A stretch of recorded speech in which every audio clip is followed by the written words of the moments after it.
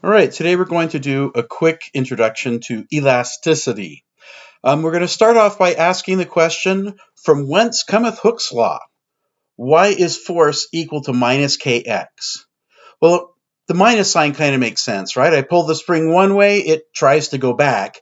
But why should the displacement be proportional to the force? Why is it just a constant times x? Well, the answer is it's not.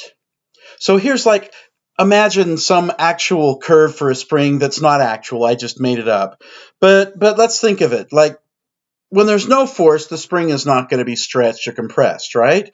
But in order to stretch the string, I've got to pull on it, right? But imagine as I stretch it a lot, maybe the spring starts to come unraveled, and without doing much more force, I can get much more displacement, right?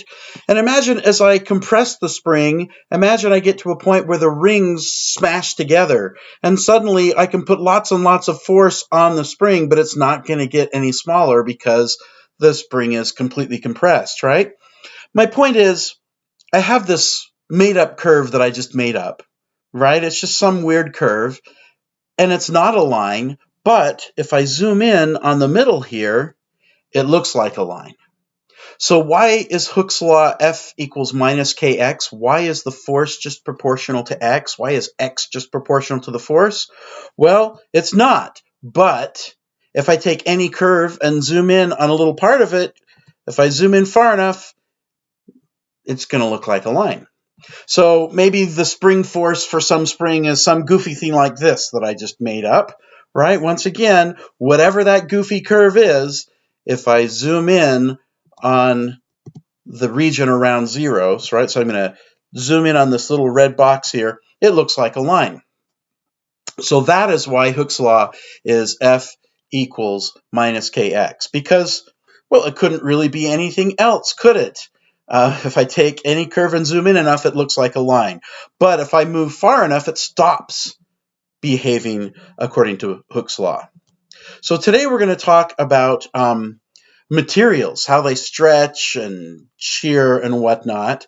And we're going to use the spring sort of as an analogy. So if I take the force of the spring on me, that's minus kx. But now let's flip things around. Newton's third law says if the force of the spring on me is minus kx, that means the force of me on the spring is kx. All right, so now if I plot the force of me on the spring, what I'll be seeing is I apply some force, how does the spring respond?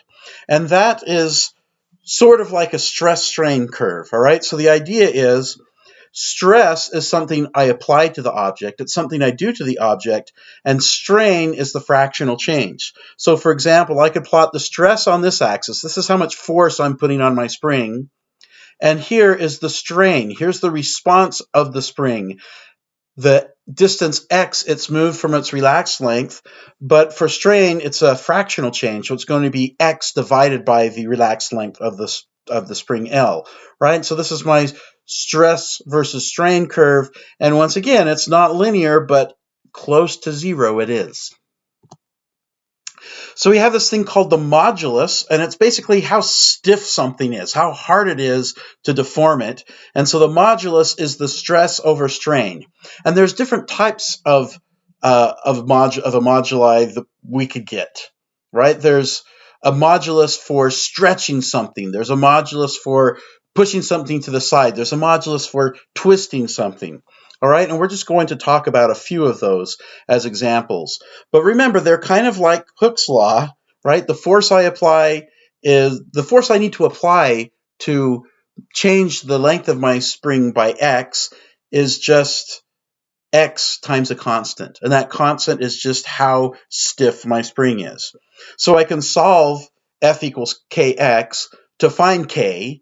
And there's, if I just measure the force, and I measure how far the spring moves, when I apply that force, I divide the two, and I have the spring constant. I have how stiff my spring is.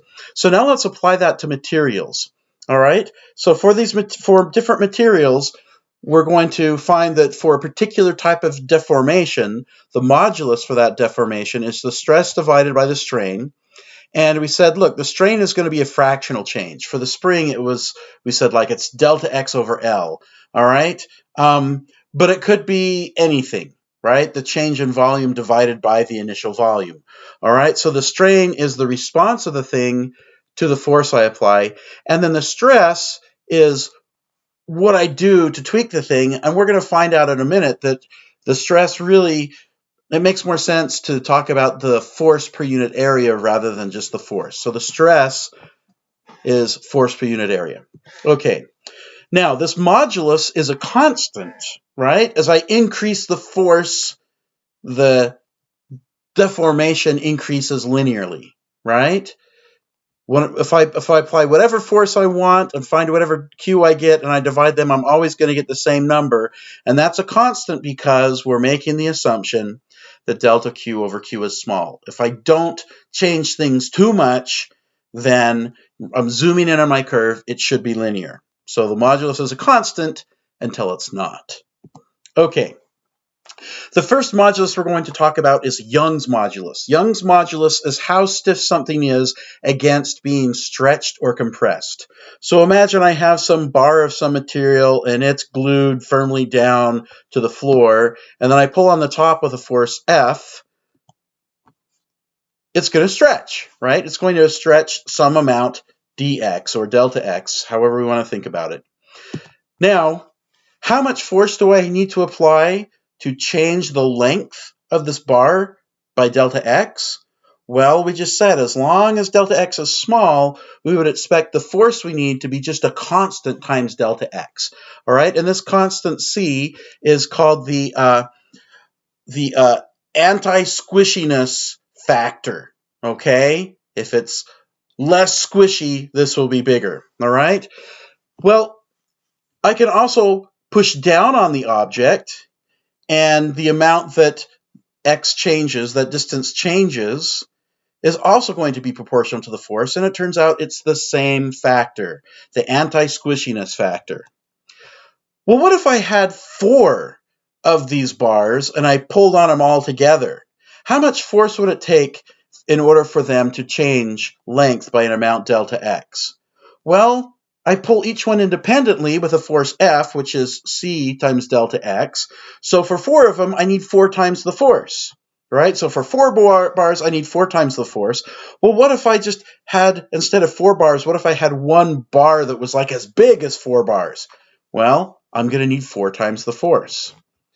Well, what if I had 6 bars and I pulled on them? Well, it's going to take 6 times the force that it would take for one of them to change by the same length delta x. And, well, what if I had, instead of 6 bars, what if I had 1 bar, but it was as big as those 6 bars together? It's going to take 6 times the force to achieve the same distortion, the same delta x.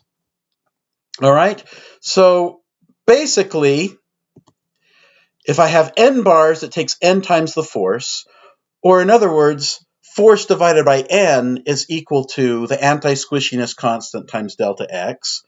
But maybe what you're seeing here is that rather than the number of bars, what's really happening here is that the amount of force you have to apply depends on the area of this object, right? If I have twice as many bars, that's twice as much surface area. So I take this cross-sectional area, and now I'm going to write my equation this way. So basically, the anti-squishiness factor, it had something about the surface area of the object already in it, and I don't want the surface area of my object in my constant because I can't look that up in a table, right? If I want to look up the anti-squishiness factor for this bar of iron, I don't want to have to, go to a table that has every possible area, right? I just want to look up some property of iron and plug it in.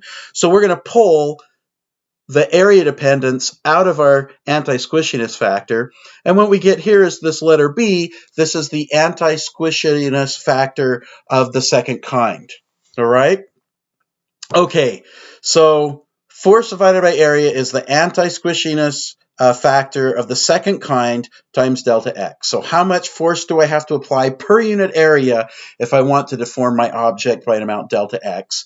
I just multiply delta x by b, the anti-squishiness factor of the second order. And right? I looked that up for my material, but wait.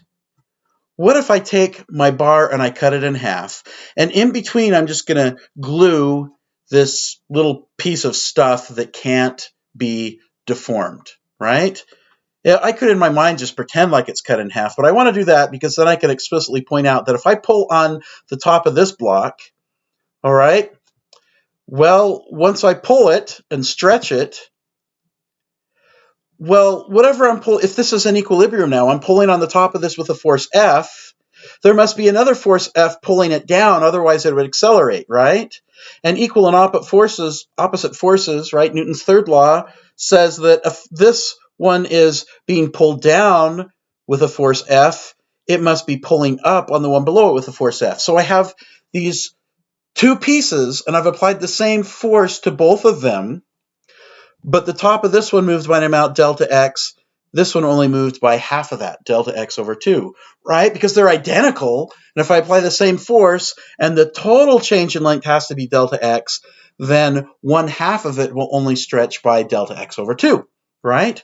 So what we learned then is that the amount of, if I can take my equation right here and say the amount of how much the length of my object changes is just force divided by this constant times the cross-sectional area.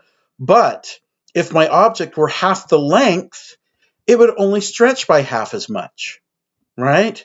So it looks like there's still some properties of the geometry of my object in my anti-squishiness constant, and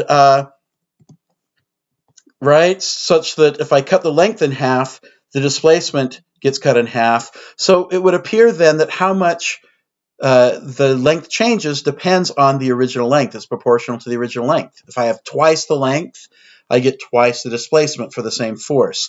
So if I pull the length dependence out of my constant, then I'm left with this constant here, Q, which is the anti-squishiness factor of the third kind. Okay?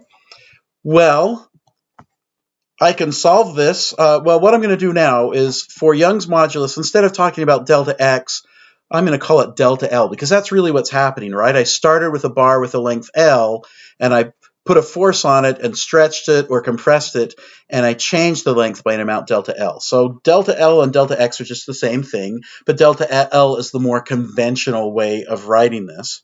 Okay?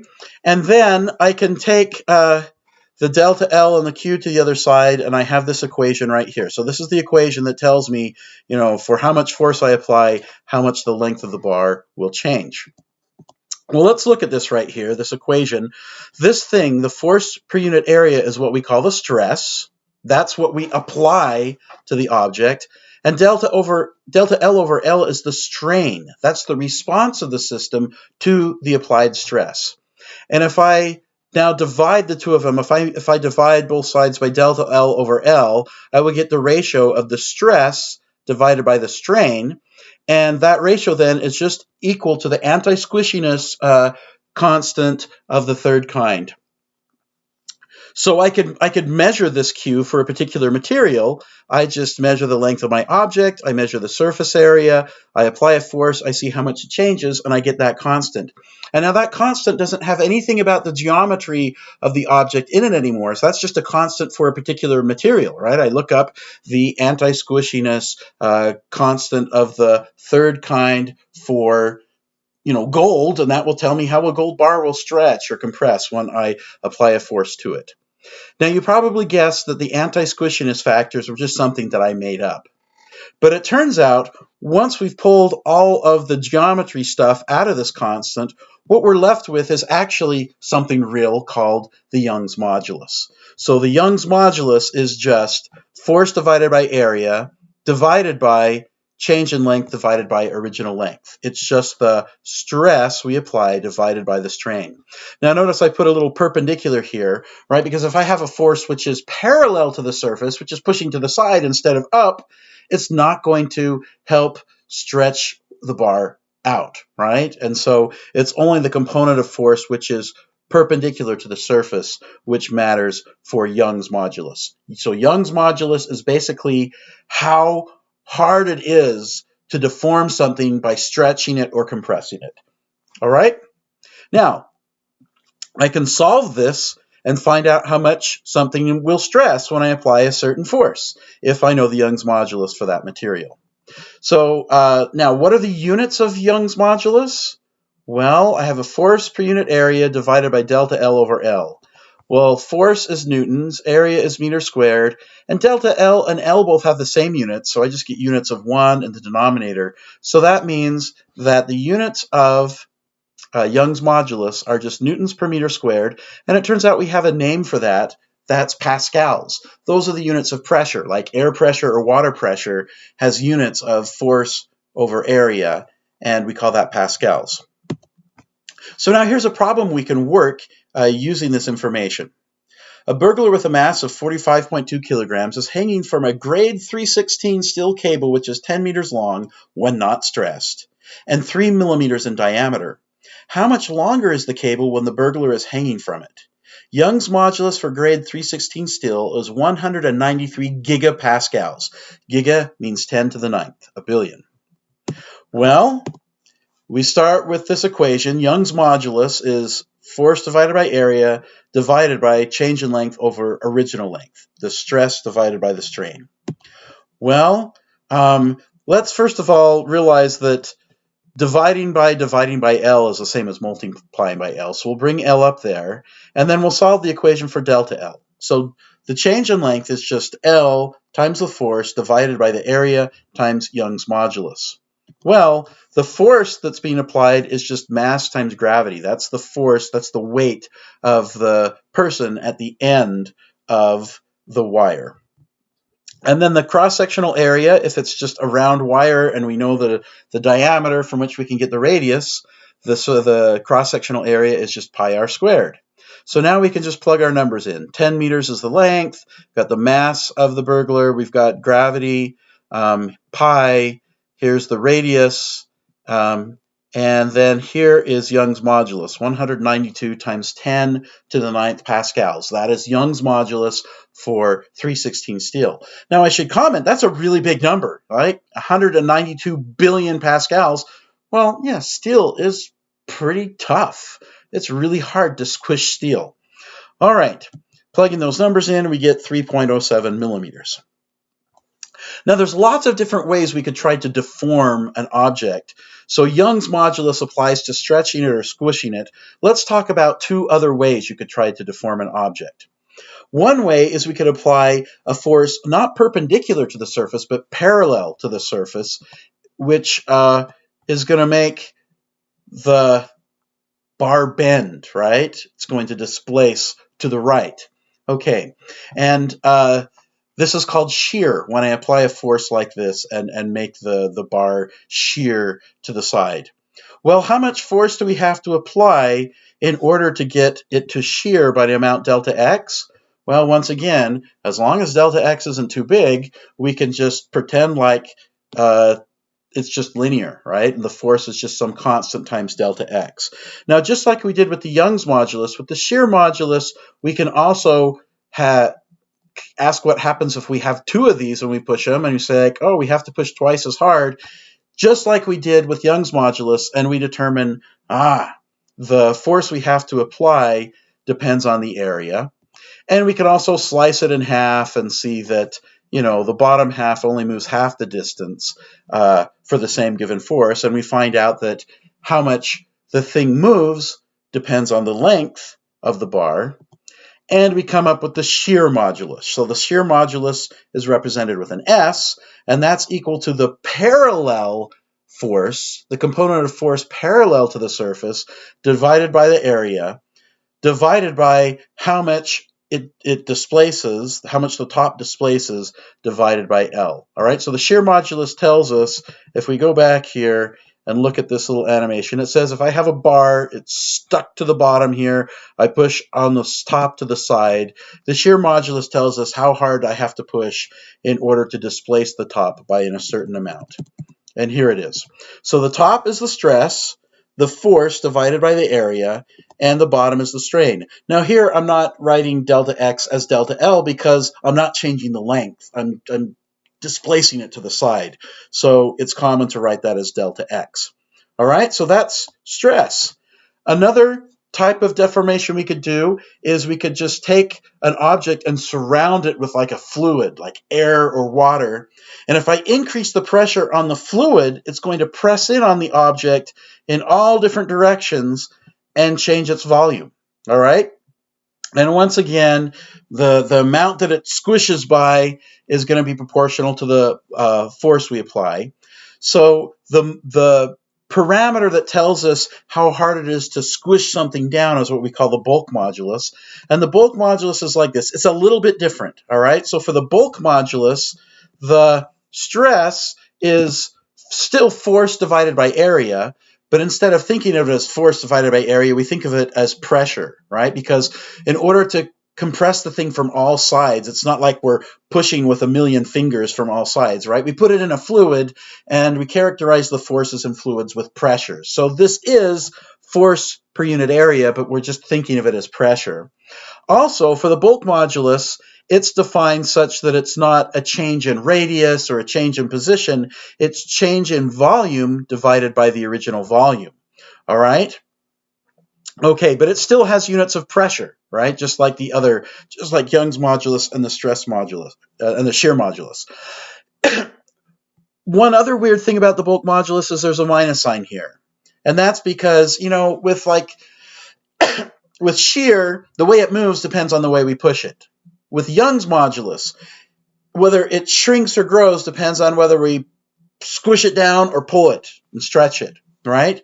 But with pressure, the idea is I have this thing that's already in some environment with pressure.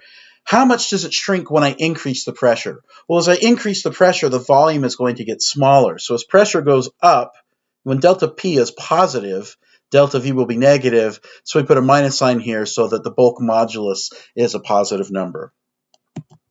So stress for the bulk modulus is delta P, and the strain is change in volume divided by the original volume. Now, what happens when a linear approximation isn't good enough, right? So we start to pull on some object and it stretches, but eventually we start to note that our stress versus strain curve is not linear, all right? Well, what is good enough? What does it mean to say the linear approximation is not good enough? Well, it's really kind of a nebulous thing, right? I mean, this really isn't a line, but close to zero, it looks like a line. How close to zero do you need to be? Well, that depends. How accurate do your predictions and measurements need to be, right? If they need to be really good, then you're not going to be able to approximate this as a line for very far. But, if you only need approximate answers, a looser approximation will be valid. Note that as you stress something, there are different stages of how it behaves. So there's the approximately linear regime, right, where we pull on it with a certain force per unit area, and we apply a certain stress, and we get a strain which is proportional to the stress. All right? But then we get to the point where we say, that's not linear. All right? Our curve is no longer a straight line. So if we pull it harder, it's still elastic. I pull it, and the more I pull it, the more it stretches. And when I let go, it goes back to its original length. It's just that the relationship between stress and strain is not a straight line anymore. Well, if we pull hard enough, we apply enough stress, eventually we get to the point where when we let go, it doesn't go back to its original shape anymore. That's what's known as plastic deformation. We yank on something, we push something, and we do it hard enough that when we let go, it doesn't go back to its original state. That's a plastic deformation. And then there's another level you get to where the thing just breaks, all right, where you have a fracture. Anyway, that is a quick introduction to elasticity.